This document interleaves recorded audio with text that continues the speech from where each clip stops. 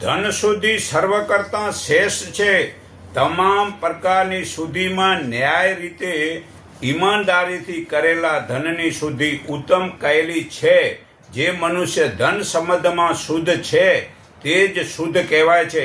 બાકી માટી પાણીથી શુદ્ધ થયેલો શુદ્ધ જ નથી. જો પવિત્રતા નથી તો બધું જ વ્યર્થ છે.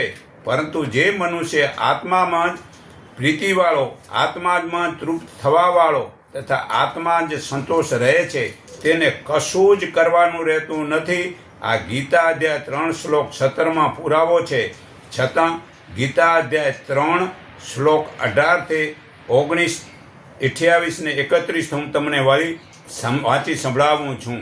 આ સંસારમાં તે બ્રહ્મજ્ઞાનીને કરેલા કે નહીં કરેલા કર્મથી કોઈ સ્વાર્થ હોતો નથી. તેમજ સર્વ પ્રાણીઓમાં કોઈ અંગત સ્વાર્થ સંબંધ હોતો નથી. માટે તું ફળમાં આસક્તિ રાખ્યા વિના નિરંતર તારે યોગ્ય કર્તવ્ય કર્મનું સારી રીતે આચરણ કર. કેમ કે ફળને પામવાની ઈચ્છા રાખ્યા વિના કર્મ કરતો પુરુષ પરમાત્માને પામે છે.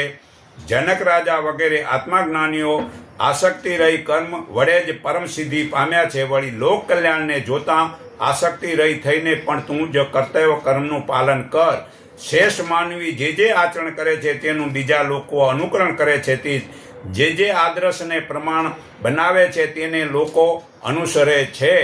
તો હે ભારત, તું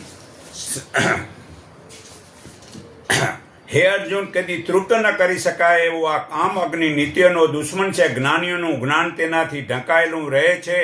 ઇન્દ્રિયો, મન અને બુદ્ધિ આ ત્રણેય કામના આશ્રય સ્થાન છે.